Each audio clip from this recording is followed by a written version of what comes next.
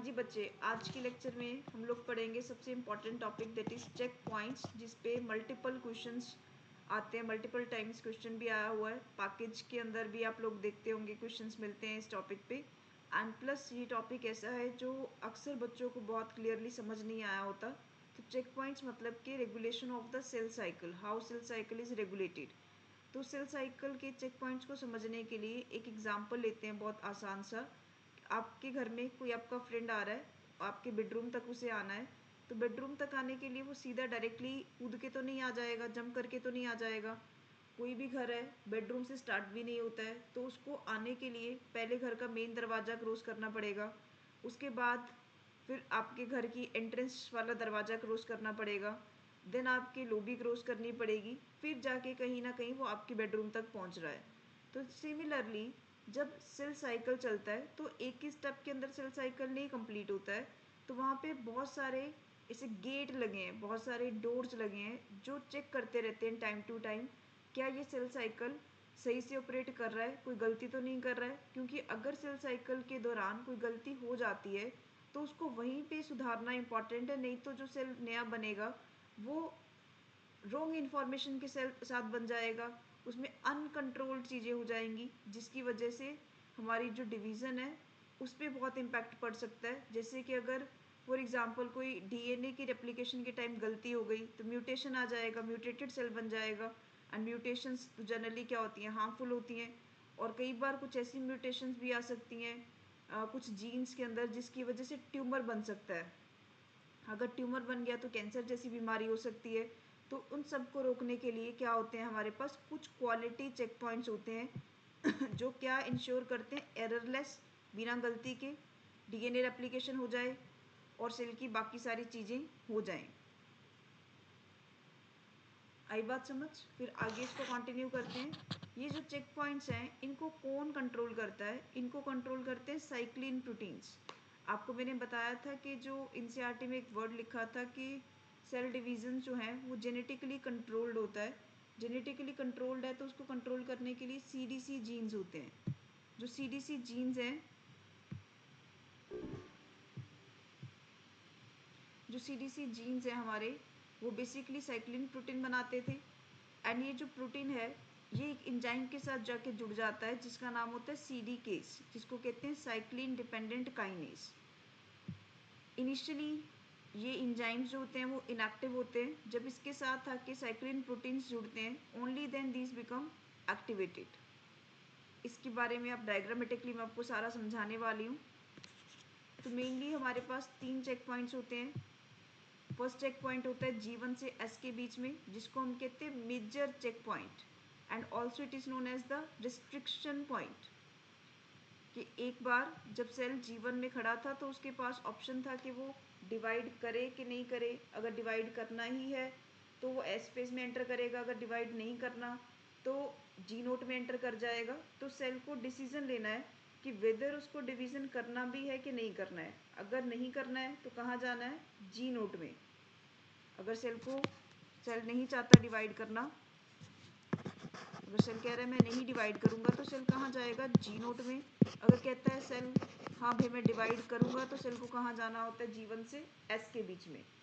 तो यहाँ पे जब सेल G1 से S के बीच में जाता है तो इसको एक ट्रांजिशन जो आ रहा है सेल के अंदर, from one phase two another phase shift हो जाना, उसको हम क्या कहते हैं, रिस्ट्रिक्शन पॉइंट, या फिर क्या कहते हैं, चेक पॉइंट। और ये चेक पॉइंट जनरली कैसा चेक पॉइंट होता है, मेजर चेक पॉइंट। क्लियर? और इस चेक पॉइंट को कौन इन्फ्लुएंस करता है, इस चेक पॉइंट को कौन सी कंडीशंस एसेस करती हैं, लाइक न्यूट्रिएंट्स वहाँ पे प्रॉपर है कि नहीं है, एनर्जी है प्रॉपर कि नहीं है, साइज प्रॉपर है सेल का कि नहीं है, कि सुटेबल साइज है। अगर पता लगे कि साइज सेल का बड़ा नहीं है और सेल डिवाइड करने चला है तो वो भी पॉसिबिलिटी नहीं होनी चाहिए। और डीएनए सही से डुप्लीकेट हो रहा है कि नहीं हो रहा है, ग्रोथ फैक्टर्स प्रॉपरली एप्लीकेबल हैं, अवेलेबल हैं कि नहीं है। तो ये सर्टेन चीज़ें हैं जो इस चेक पॉइंट्स को एसेस करने के लिए चाहिए होती हैं। फिर जैसे ही सेल एस के अंदर पहुंच जाता है तो डीएनए रेप्लिकेशन करेगा, अपना जो काम करना है, हिस्टोन प्रोटीन बनाना है, सेंट्रियोल को डुप्लीकेट करना है, वो सब कुछ करेगा। देन सेल को एस से जाना होता है G2 के बीच में। फिर उसके बाद G2 से जाना होता है एम के बीच में, that is G2 to M होता है हमारा मेटाफेज, सॉरी एम फेज के अंदर वो जाना चाहता है।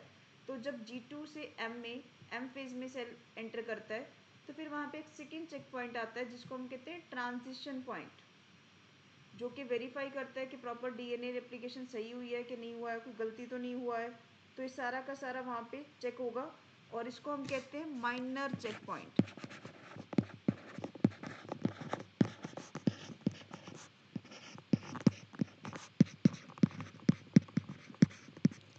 इसको हम क्या बोलेंगे, माइनर चेक पॉइंट। और जो G2 से M वाला ये वाला ट्रांजिशन हो रहा है, ये चेक पॉइंट है, इसको जो रेगुलेट करता है, इसको जो रेगुलेट करने वाला हमारे पास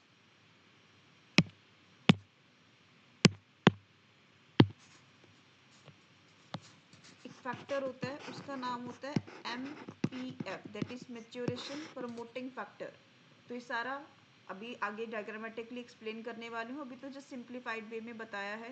3 चेक पॉइंट्स है, पहला कहाँ लगा G1 से S के बीच में, दूसरा कहाँ लगा G2 से M के बीच में, थर्ड चेक पॉइंट कहाँ होता है, that is the M check point, जिसको हम स्पिंडल चेक पॉइंट भी बोलते हैं। ये जब सेल आगे प्रोसीड करता है मेटाफेज से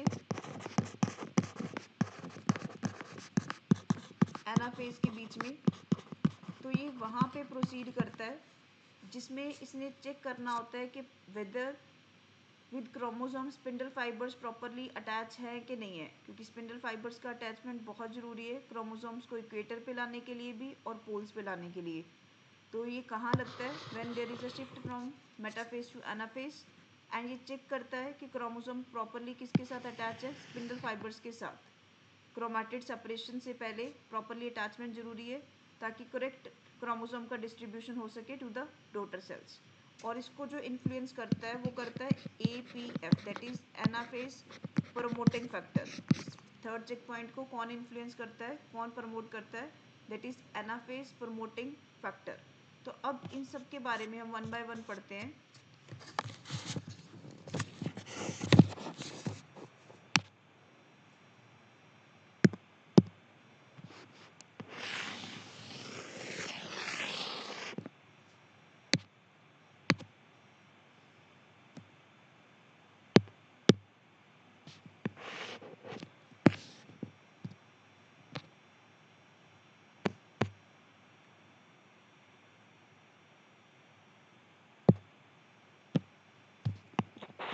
बात करें, सबसे पहले सेल यहाँ G1 में खड़ा था। यहाँ पे सेल सोच रहा है कि मुझे आगे चलना है, डिवाइड करना है कि नहीं। अगर वो डिवाइड करना चाहता है तो उसे कहाँ जाना पड़ेगा, S के अंदर। अगर सेल ये डिवाइड करेगा तो सेल ये G1 से कहाँ आ जाएगा, S के अंदर, जहाँ पे एक फर्स्ट चेक पॉइंट लगा,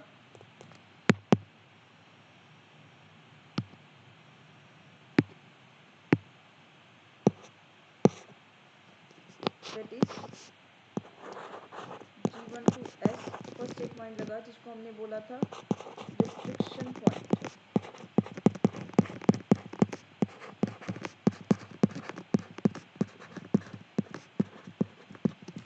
ये पॉइंट कैसे चेक करता है, यहाँ पर G1 में एक प्रोटीन बनता है जिसका नाम है साइक्लिन प्रोटीन। जीवन के अंदर एक प्रोटीन बनता है जिसका नाम क्या होता है, साइक्लिन प्रोटीन। और ये साइक्लिन प्रोटीन्स क्या करते हैं, मान लो कि ये प्रोटीन इस तरीके का प्रोटीन है, देखने में इसकी शेप इस तरीके की है। ये प्रोटीन्स क्या करते हैं, एक एंजाइम होता है हमारे पास,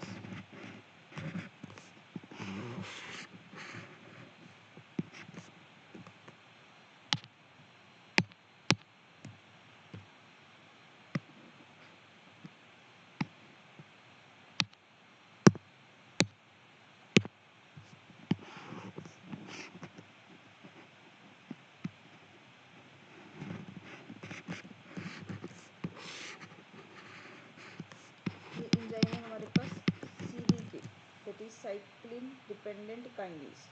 तो ये इसकी एक्टिव साइट है जहाँ पे कोई भी सबस्ट्रेट आके जुड़ता है।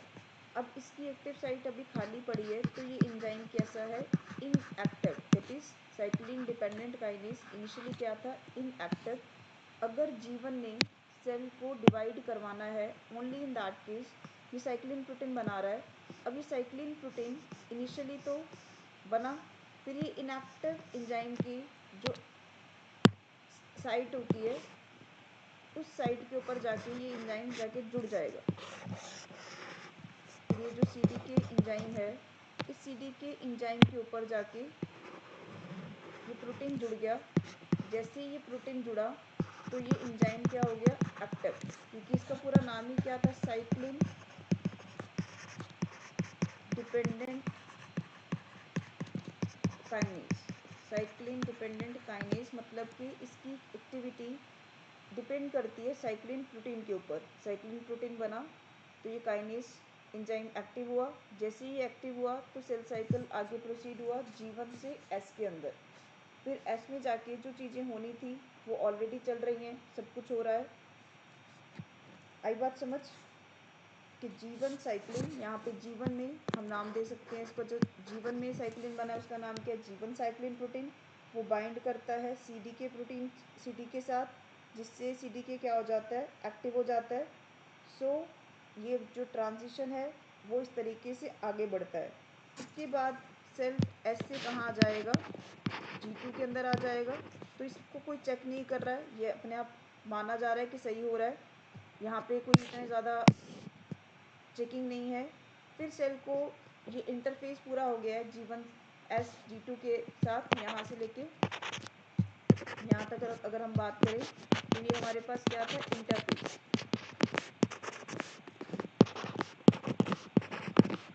अब हम एंटर करने जा रहे हैं टू द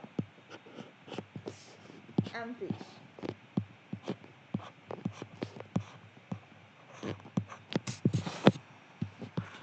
हम लोग एंटर करने जा रहे हैं टू द M फेज।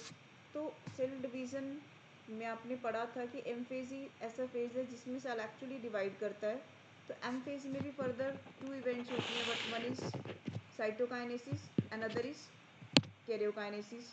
तो पहले तो हमारे पास क्या होता है, कैरियोकाइनेसिस, और फिर यहाँ पे क्या हो रहा होता है, साइटोकाइनेसिस। कैरियोकाइनेसिस में आपको पता है 4 स्टेजेस होती हैं, prophase, metaphase, anaphase and then telophase. ये के यहाँ पे स्टैंड करता है for karyokinesis and then this is cytokinesis. Right, cell को जब डिवाइड करना है तो ये G2 से कहाँ जाएगा, पहले M फेज में कहाँ जाएगा, प्रोफेज में। तो जब सेल G2 से जा रहा होता है तो यहाँ पे ये चेक पॉइंट है, this is between G2 to M, transition हो रहा है इंटरफेस के बाद सीधा M फेज में। तो यहाँ पे सेकेंड चेक पॉइंट आया जिसको हम कहते हैं G2 टू M। इस G2 टू M को, जो चेक पॉइंट को ट्रिगर कर रहा है, इसको जो ऑपरेट करवा रहा है, उसको करवाते हैं यहाँ पे हमारे पास M1 cyclin proteins. M phase के अंदर जब सेल जा रहा होता है तो यहाँ पे M1 साइक्लिन प्रोटीन्स होते हैं।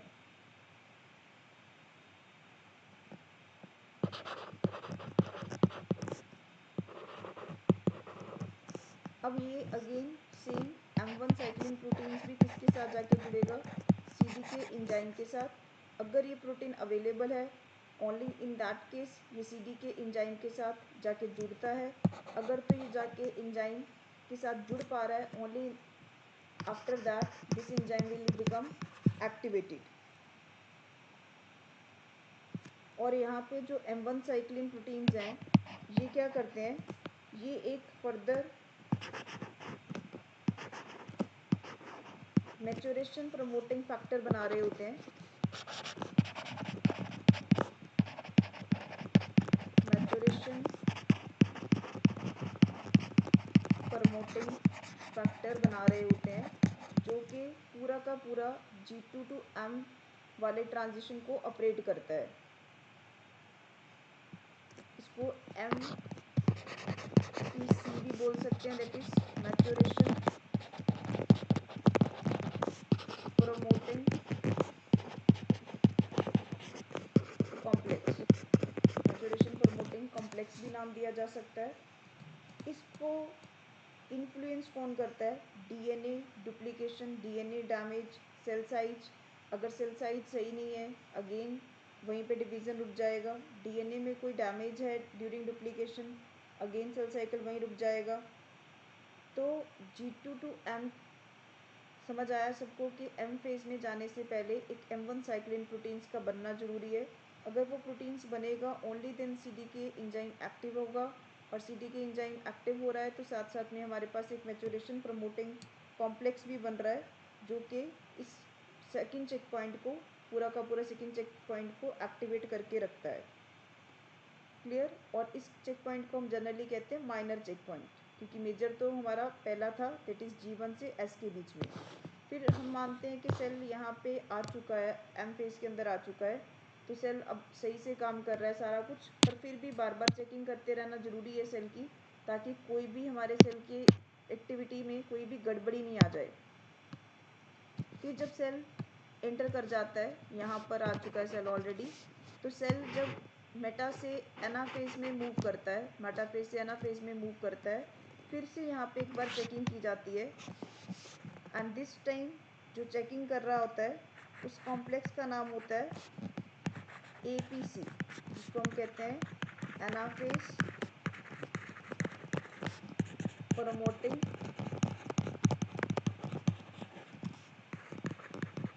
कॉम्प्लेक्स। तो एनाफेज प्रमोटिंग कॉम्प्लेक्स बोल सकते हो, जहाँ फिर एनाफेज प्रमोटिंग फैक्टर बोल सकते हो।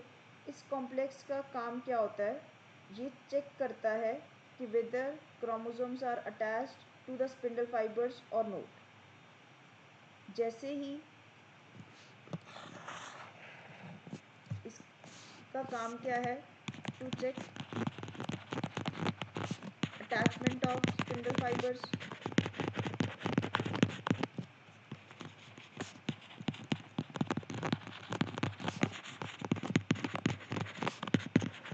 To chromosomes. जैसे ही हमारे पास स्पिंडल फाइबर्स क्रोमोसोम्स के ऊपर जाके अटैच हो जाते हैं, अगर ये अटैच हो गए हैं, ओनली इन दैट केस ये एंजाइम क्या होगा, ये कॉम्प्लेक्स क्या होगा? एक्टिवेट। अगर क्रोमोसोम्स जुड़ा है, स्पिंडल फाइबर्स जुड़ा है क्रोमोसोम के साथ में, only in that case APC complex क्या होगा? एक्टिवेट होगा। और APC के एक्टिवेट होने पर, APC के एक्टिवेट होने पर क्या फ़र्क पड़ता है? अगर APC एक्टिवेट हो गया है तो इसकी एक्टिवेशन से क्या फ़र्क पड़ता है? फ़र्क ये पड़ेगा, APC इज इन्वॉल्व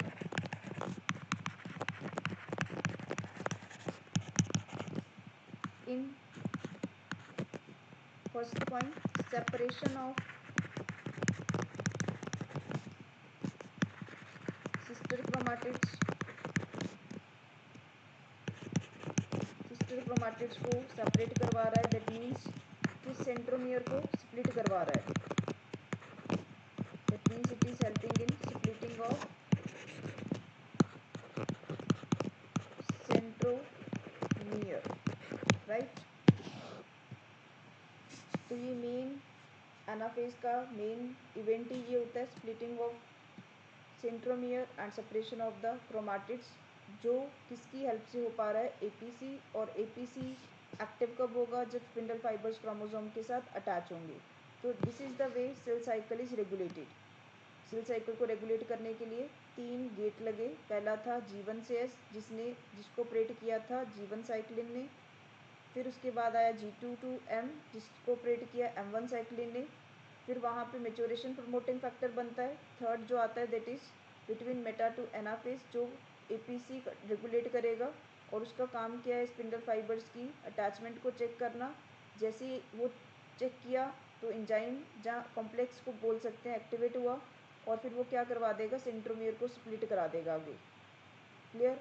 तो यहाँ तक हमारा चेक पॉइंट्स वाला टॉपिक कंप्लीट हो गया है। तो यहाँ पे बहुत इंपॉर्टेंट क्वेश्चन आते हैं। अगर फिर भी आपको कोई डाउट आता है, आपको ड्यूरिंग एनी लेक्चर एनीथिंग, तो आप लोग मुझे डायरेक्टली अपने डाउट्स को कमेंट सेक्शंस में भी डाल सकते हो, तो मैं आपको वहाँ रिप्लाई कर सकती हूँ। इधर अगर आपको लगता है कि नहीं, आपको कमेंट सेक्शन में नहीं डालना है, तो हम इसे पर्सनली कनेक्ट कर सकते हैं. You can connect, you can send me your doubts at my Instagram page, that is biology for underscore meet by.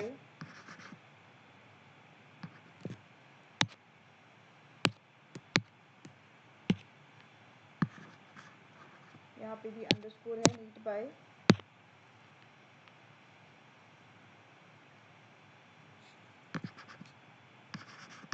Doctor Jyoti.